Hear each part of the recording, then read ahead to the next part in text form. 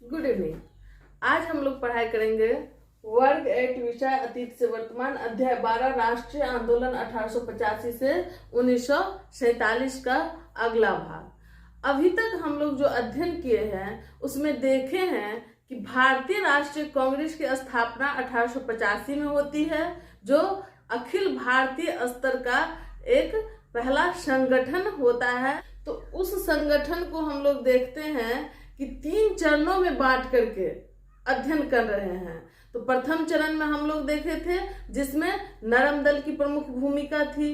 द्वितीय चरण को हम लोग देखे जिसमें गर्म दल की प्रमुख भूमिका थी। और अंतिम चरण में हम लोग अध्ययन करेंगे जो गांधी युग के नाम से जाना जाता है। और अंतिम चरण को के अध्ययन करने से पहले हम लोग कुछ घटनाएं देख रहे हैं जो भारत में उस समय घटित हो रही थी, जिसमें से हम लोग देखे कि सांप्रदायिकता का बीजारोपण भारत में किस प्रकार से हुआ था। इसके बारे में हम लोग पिछला वीडियो में देखे थे। आज हम लोग जानेंगे अतिवादी क्रांतिकारी के बारे में। आपके बुक में दिया हुआ है कि अतिवादी क्रांतिकारी के बारे में पढ़ना है अंतिम चरण से पहले। तो अंतिम चरण से पहले जो इस अतिवादी क्रांतिकारी को हम देखेंगे, उससे पहले हम लोग समझ लेते हैं ये अतिवादी क्रांतिकारी क्यों हुए। जिस ग्रुप को, जिस व्यक्ति को अतिवादी क्रांतिकारी कहा गया, जिसे कहीं कहीं उग्रवादी के नाम से भी जाना जाता है, अंग्रेज के द्वारा इन्हें उस समय आतंकवादी का नाम दिया गया था। तो ये इस वर्ग की उत्पत्ति का कारण क्या था, इस चीज को हम लोग जानेंगे। तो सबसे पहले हम लोग ये जान लेते हैं, जब हम लोग भारतीय राष्ट्रीय आंदोलन के बारे में जानना शुरू किए थे तो देखे थे कि नरम दल के द्वारा जो भारत में समानता की बात की जा रही थी, भारतीय नागरिकों की स्वतंत्रता की बात की जा रही थी, तो इस तरह के मांग को अंग्रेजी सरकार के सामने रखने के लिए अनुनय विनय का माध्यम बनाया गया था। संवैधानिक तरीका में भी काफी नर्म स्वभाव के साथ मांग प्रस्ताव रखा जाता था। और जो हम देखे कि 1885 से 1905 आते आते कुछ लोग इस मांग प्रक्रिया का विरोध करने लगे और गर्म दल का उदय होता है, जो क्या करता है, तो भारत में जो अंग्रेजी सरकार होती है उसके साथ असहयोग की बात करने लगती है, उसको हर स्थिति में असुविधा पहुंचाने की बात करती है। कहती है क्या, हम संवैधानिक तरीका से ही, लेकिन हम सरकार का विरोध करेंगे जो सरकार हमारी शोषण कर रही है। लेकिन उसी समय हमारे देश के अंदर जो भारतीय राष्ट्रीय कांग्रेस से हटके कुछ गुट था, कुछ व्यक्ति थे जो कि संवैधानिक तरीका से हट करके, मांग यही था उनका भी कि हमें समानता चाहिए, हमें स्वतंत्रता चाहिए, हमें अंग्रेजों की जैसी समानता का अधिकार चाहिए। लेकिन ये असहयोग से या नर्म स्वभाव से मांग के तरीका से प्राप्त नहीं हो सकता है। इसके लिए वो लोग गैर संवैधानिक तरीका,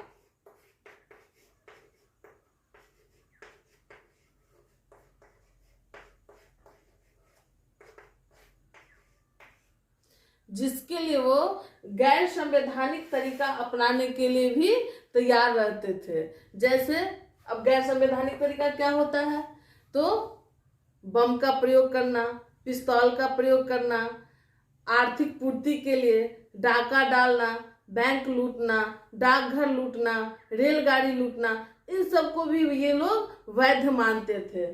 ऐसी विचारधारा वाले जो लोग थे और ऐसी गतिविधि में जो शामिल थे उन्हें अति क्रांतिकारी कहा गया और अंग्रेजों के द्वारा आतंकवादी कहा गया। तो इस तरह के विचारों की उत्पत्ति कहाँ से हुई, कब हुई, इसी के बारे में हम लोग को जानना है। तो सबसे पहले इसको भी हम लोग 2 चरणों में बांट करके पढ़ेंगे। प्रथम चरण में हम लोग अभी देखेंगे 1905 में बंग भंग आंदोलन का जो विरोध हो रहा था, जिसमें स्वदेशी आंदोलन को अपनाया गया था, उसकी विफलता के बाद से इस तरह की गतिविधि होती है, उसे हम प्रथम चरण के अध्ययन पढ़ेंगे। और जब हम लोग आगे पढ़ेंगे तो उसमें देखेंगे गांधी युग में असहयोग आंदोलन होता है, और असहयोग आंदोलन जब असफल होता है, उस असफलता से आक्रोशित व्यक्ति जो क्रांतिकारी गतिविधि करते हैं उसे हम लोग द्वितीय चरण में पढ़ेंगे। तो पहले हम लोग प्रथम चरण की कुछ क्रांतिकारी घटनाओं को देखते हैं। सबसे पहले देखेंगे इसमें कि चापेकर बंधु जो महाराष्ट्र के थे, और इस क्रांतिकारी गतिविधि का शुरुआत महाराष्ट्र से माना गया है, और महाराष्ट्र में ही पहले अंग्रेजों की हत्या राजनीतिक कारण से जो हुआ था वो हुआ था 22 जून 1897 ईस्वी में इसी चापेकर बंधु के द्वारा, जिसमें बंधु मतलब भाई, चापेकर भाई थे, जिसमें दामोदर चापेकर और बालकृष्ण चापेकर थे। ये दोनों भाई थे। इनके द्वारा प्लेग समिति के जो अध्यक्ष थे रैंड, इनकी हत्या कर दी गई थी। तो पहले अंग्रेज जिस राजनीतिक कारण से हत्या की गई थी वो थे रैंड, और उनकी हत्या किसने किया था? चापेकर बंधु के द्वारा किया गया था। इसके बाद आप देखेंगे कि श्यामजी कृष्ण वर्मा ये क्या करते हैं, तो लंदन में इंडिया हाउस का स्थापना करते हैं। लंदन में जो इंडिया हाउस स्थापित किया गया था उसमें सदस्य के रूप में उनके श्यामजी कृष्ण वर्मा के द्वारा कुछ फेलोशिप की व्यवस्था की गई थी, और उस फेलोशिप के सारे लोग भारत से लंदन जाने लगे थे, और वहीं से अपने भारत को आजाद कराने के लिए कुछ क्रांतिकारी गतिविधि में भाग लेने लगे थे, जिसमें मुख्य रूप से थे लाला हरदयाल, मदन लाल ढींगरा, वीडी सावरकर। ये सब वहां लंदन जा करके इस इंडिया हाउस का सदस्यता ग्रहण किए थे। और इसी इंडिया हाउस के प्रोडक्ट 1909 में मदन लाल ढींगरा के द्वारा कर्जन वायली को लंदन में गोली मार दी गई थी। 1909 में आनंद लक्ष्मण कन्हेरी के द्वारा नासिक में जैक्सन नाम के जो जिलाधिकारी थे उनकी हत्या कर दी गई थी। इस प्रकार से देख रहे हैं कि महाराष्ट्र के लोग किस प्रकार से क्रांतिकारी गतिविधि में भाग ले रहे थे।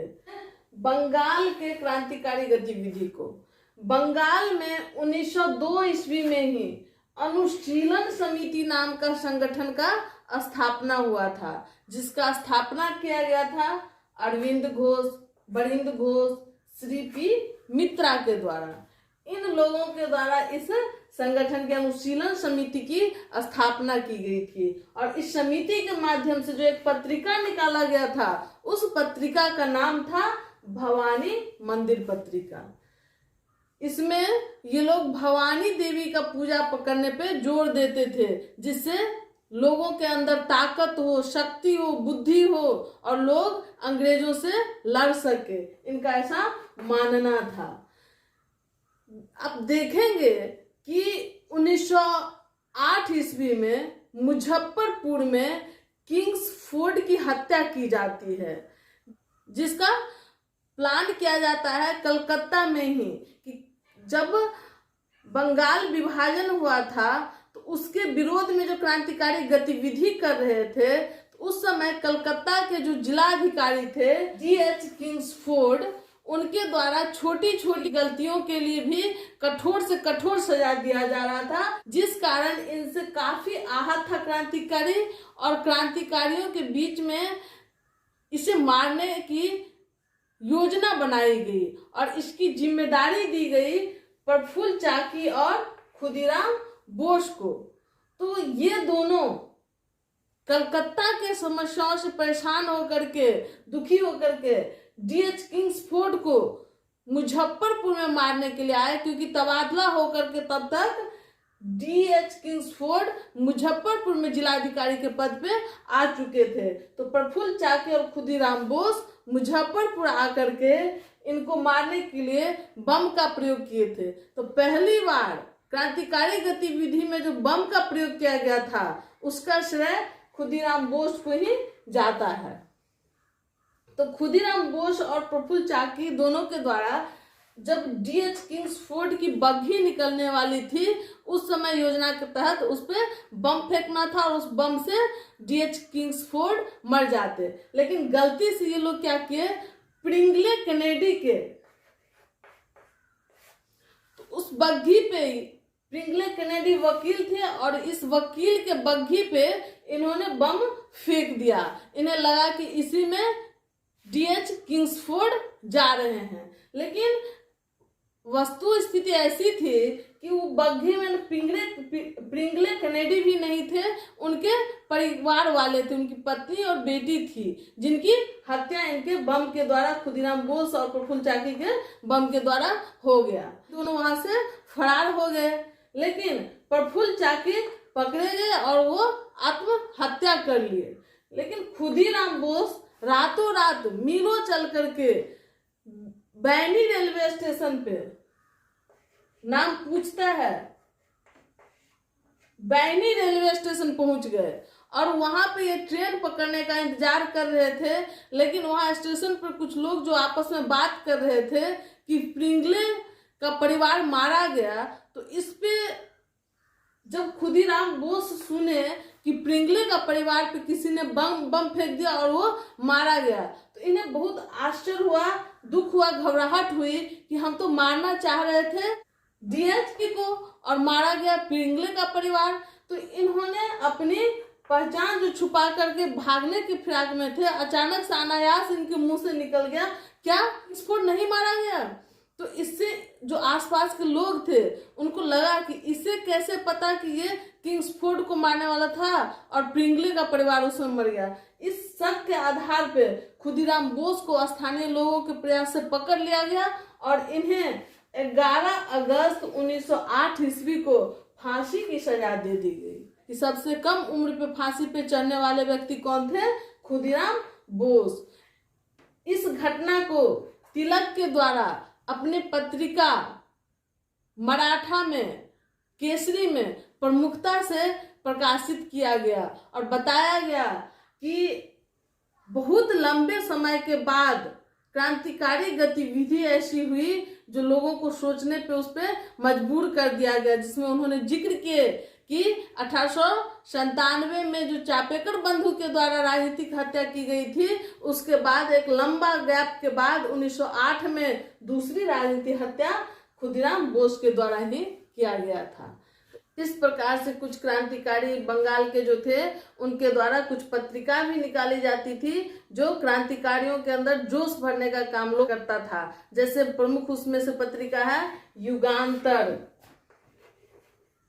आगे चल करके युगांतर नामक संगठन की स्थापना भी बरिंद्र घोष के द्वारा किया जाता है। एक अन्य प्रमुख पत्रिका है संध्या। इसी प्रकार से एक पुस्तक का भी प्रकाशन होता है, मुक्ति कौन पाथे, जिस पुस्तक के माध्यम से सैनिकों से आग्रह किया जाता है कि वो अपने हथियार क्रांतिकारियों को दे, क्रांतिकारी देश को आजाद करने के लिए लड़ेंगे। इस प्रकार की पत्रिकाओं के माध्यम से भी बंगाल के क्रांतिकारी अपनी गतिविधि में शामिल रहा करते थे। तो इस प्रकार से हम लोग प्रथम चरण में देखें कि किस प्रकार से महाराष्ट्र के, बंगाल के लोगों के द्वारा क्रांतिकारी घटनाओं को अंजाम दिया जा रहा था। इसी के साथ आज का ये क्लास समाप्त होता है। आगे हम लोग अगला वीडियो में पढ़ेंगे अंतिम चरण के बारे में, जिसमें हम लोग जानेंगे गांधी युग के बारे में। धन्यवाद।